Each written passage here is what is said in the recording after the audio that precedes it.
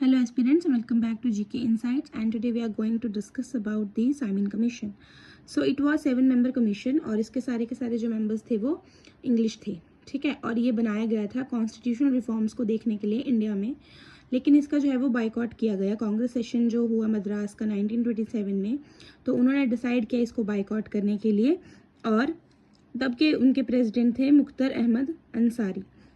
Then ये जो commission है वो लैंड हुआ बॉम्बे में 3 फरवरी 1928 में। उसकी वजह से जो है वो सारी की सारी कंट्री में मास रैलीज होने लगी, स्लोगन्स मतलब कि लोगों ने जो है नारे लगाए, जैसे कि साइमन गो बैक, ठीक है, साइमन कमीशन वापस जाओ। देन ब्लैक फ्लैग डेमोन्स्ट्रेशन यहाँ पे ऑल ओवर इंडिया जो हमें देखने को मिलती हैं। देन इसका जो रीज़न था ना, मतलब कि क्यों इसको जो है इतना ज़्यादा हेट मिल रहा था, क्यों इसका इतना ज़्यादा बाइकआउट हो रहा था, वो इसलिए था कि there was not even a single Indian member in Simon Commission. Simon Commission पूरी तरीके से जो ब्रिटिशर्स के द्वारा बनाया गया एक ग्रुप था, लेकिन उसमें एक भी सिंगल मेंबर नहीं था इंडियन। तो जो इंडियन मेंबर है ही नहीं जिसमें, और वो कैसे जो है वो हमारे देश की कॉन्स्टिट्यूशन या हमारे देश में जो है वो रिफॉर्म करेगा। तो इस सोच के साथ जो है इसका विरोध किया जा रहा था। Then Indians were not satisfied and happy and started boycotting the Simon Commission. तो इंडियंस जो थे उस चीज़ से खुश नहीं थे और उन्होंने जो है वो बाइकआउट करना स्टार्ट कर दिया था साइमन कमीशन को। इसका बैकग्राउंड देख लेते हैं। ये जो है अनाउंस किया गया था कि ऐसा हम एक कमीशन बनाएंगे 1919 गवर्नमेंट ऑफ इंडिया 1919 के एक्ट में, और 10 साल में एक ऐसा कमीशन बनाएंगे जो कि मतलब कि रिपोर्ट सबमिट करेगा कि ये जो गवर्नमेंट ऑफ इंडिया एक्ट 1919 है वो कैसे काम कर रहा है, ठीक है। तो उसके बाद जो है royal commission will be set up to set up a report on the working of the act, ठीक है। तो गवर्नमेंट ऑफ इंडिया एक्ट 1919 में डायरकी जो है वो इंट्रोड्यूस की गई थी, और ये कमीशन जो था वो 1929 में अपॉइंट किया गया as per the provisions of the act. But due to some political reasons इसको जो है वो जल्दी ही बुला लिया गया इंडिया में। ये आ गया था नवंबर 1927 को अपॉइंट कर दिया गया था, ठीक है।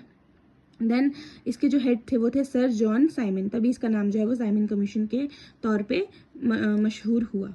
देन उसके बाद जो है लाहौर में ना, मतलब लाला लाजपत राय जी जो थे वो एक डेमोन्स्ट्रेशन कर रहे थे अगेंस्ट दी साइमन कमीशन की। साइमन कमीशन के अगेंस्ट जो है वो किस तरीके से हमें प्रोटेस्ट करना है, लेकिन वहाँ पे जो है वो लाठीचार्ज कर दी जाती है और उनको मारा जाता है, और ये लेटर ही is come to the injuries, मतलब जो है उनकी डेथ हो जाती है उनकी इंजरीज की वजह से। Then the secretary of state of India उस टाइम जो थे वो थे बर्किनहेड। तो बर्किनहेड ने जो है चैलेंज किया था इंडियन लीडर्स को कि आप एक ऐसा मतलब आप एक कॉन्स्टिट्यूशन को ड्राफ्ट करो, लेकिन वो सोच रहे थे कि इंडियंस तो कुछ कर नहीं सकते, तो यहाँ इनको मतलब कि मुंह की ही खानी पड़ेगी, तो इससे अच्छा है हम इनको मतलब कि चैलेंज करते हैं। तो जो बाद में पॉलिटिकल लीडर्स ने जो है वो चैलेंज एक्सेप्ट कर लिया, और नेहरू रिपोर्ट को जो है इसके बाद जो है वो नेहरू रिपोर्ट को जो है सबमिट किया, मतलब बनाया गया। नेहरू रिपोर्ट को बनाने की जो है कमेटी हेडेड की गई, बनाई गई, और उसको जो हेड किया वो किया मोतीलाल नेहरू जी ने, जो कि फादर थे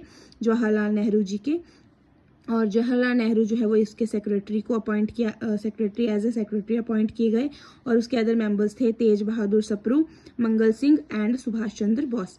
तो ये 5 लोगों के जो कमेटी थी वो नेहरू रिपोर्ट जो थी वो बनाने के लिए गठित की गई थी, और बाद में जो है मोतीलाल नेहरू जी ने नेहरू रिपोर्ट को सबमिट किया। उसमें भी काफ़ी सारी मतलब पॉइंट्स थे जो रिकमेंड किए गए, तो हम उसके बारे में नेक्स्ट वीडियो में डिटेल में डिस्कस करेंगे। So thank you. Do like, share and subscribe and follow for more.